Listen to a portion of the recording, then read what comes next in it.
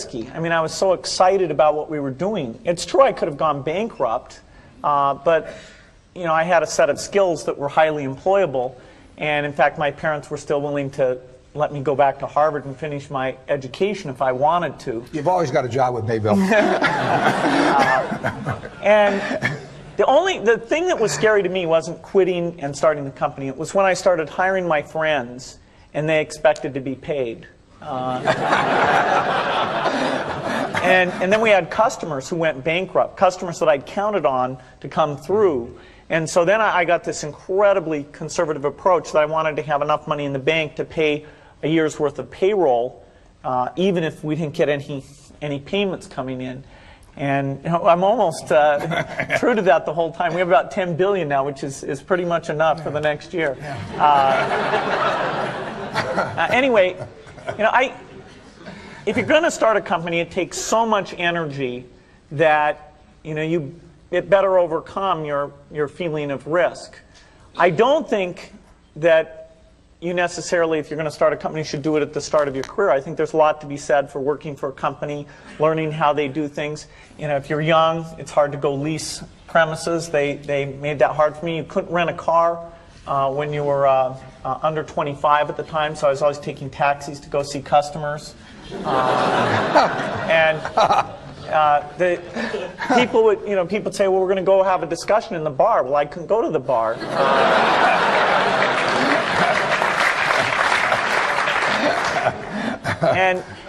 But you know, that's fun because I'll tell you, when people are first skeptical and they think, oh, this kid doesn't know anything, then when you show them you've really got a good product and you know something, they actually tend to go overboard and they think, whoa, you know, they know a lot.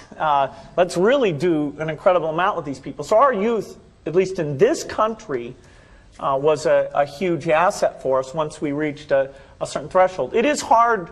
It's hard to hire older people because they'll be a little bit conservative about whether they should come and take the risk. And it took 3 or 4 years before we could go out into the normal sort of employment pool. But those problems that come with starting a firm, you better think of those as part of the pleasure, part of the challenge that is part of the excitement. I want to thank Harvard for this honor. I'll be changing my job next year, and it will be nice to finally have a college degree on my resume. I applaud the graduates for taking a much more direct route to your degrees. For my part, I'm just happy that the Crimson called me Harvard's most successful dropout. I guess that makes me valedictorian of my own special class. I did the best of everyone who failed. But I also want to be recognized as the guy who got Steve Ballmer to drop out of business school.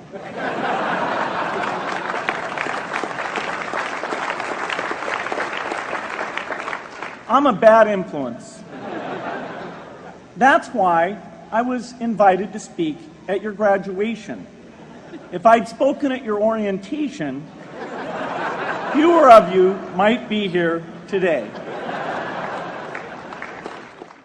I'm in meetings a lot. My calendar gets very full with those, and then at night, after the kids have gone to bed, I'm on email a great deal. I get messages during the day. That's my chance to give long responses. And then over the weekend, I send a lot of mail as well.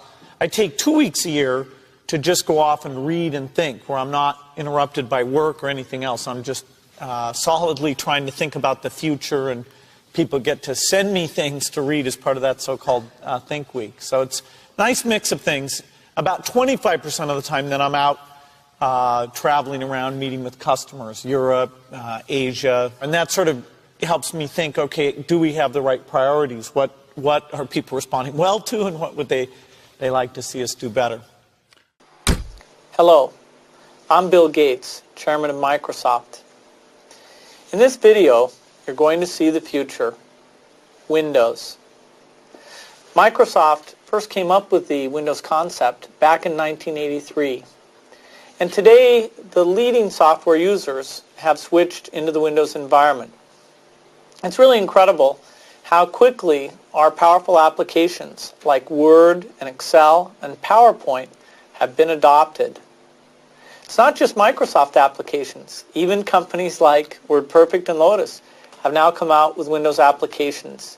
And every week we see new innovative work. It's really attracting all the innovation in the industry. We predicted this a long time ago, and now it's the future.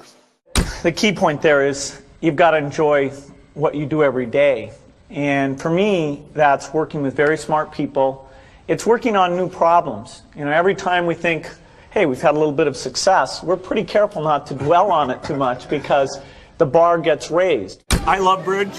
Bridge helps you think. It's a game you can play your entire life and keep getting better and better.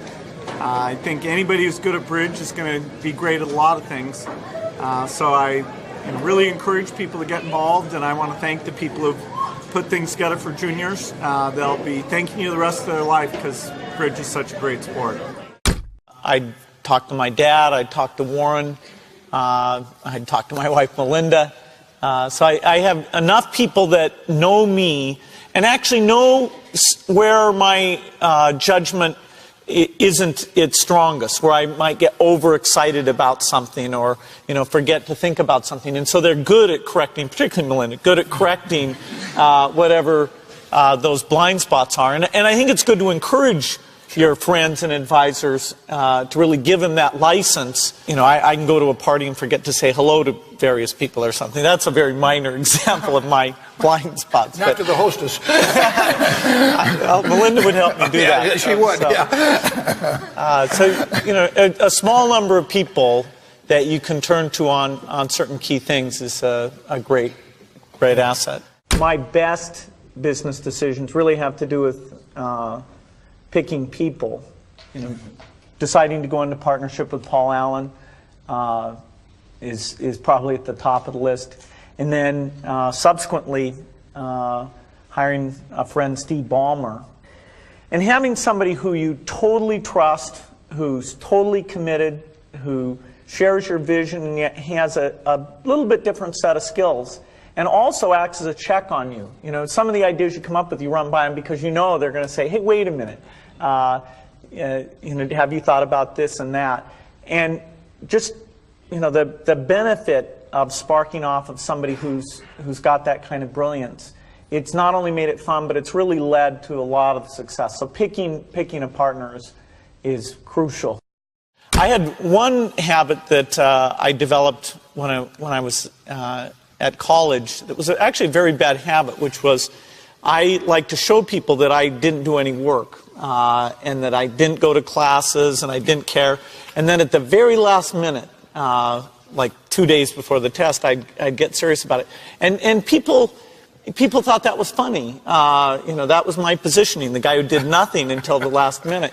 Then when I went into business, that was a really bad habit. And it took me a couple of years to get over that. Nobody praised me because I would do things at the last minute, and I tried to reverse to students I'd actually I didn't think that highly of, who were always organized and had things done on time. I'm still working on it, but procrastination is not a good habit. Bill can change clothes in the car. So I'm going to challenge Bill Gates, my partner at Facebook, Sheryl Sandberg, and Netflix's founder and CEO, Reed Hastings.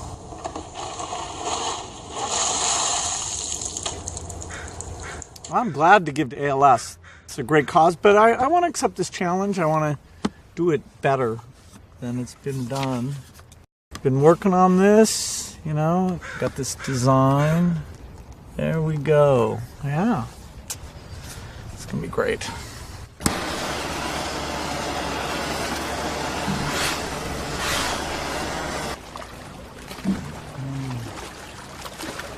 I'm here to join the people bringing attention to Lou Gehrig's disease by taking the ALS Ice Bucket Challenge. I'm going to challenge 3 more people: Elon Musk, Ryan Seacrest, and Chris Anderson of TED. Consider yourself challenged. You have 24 hours. Good luck.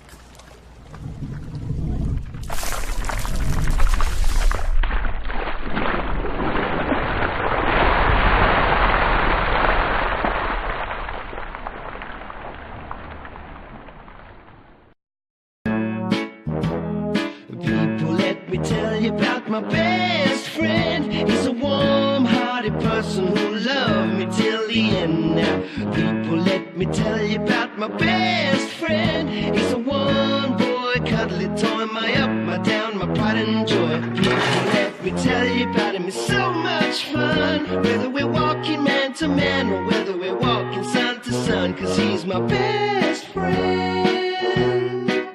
Yeah, he's my best friend. La la, ba da da da ya, ba da da ya, ba da da ya. Is it true that you can leap over a chair from a standing position? It depends on the size of the chair. I'll cheat a little bit. Yes!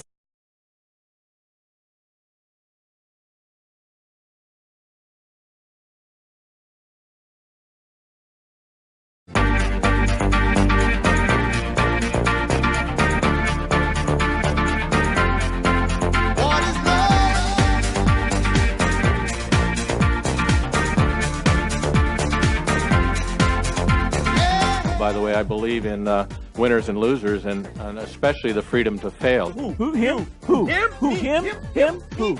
Me?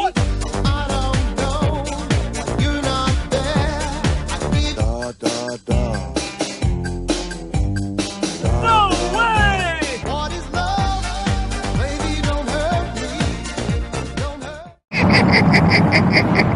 Oh, behave.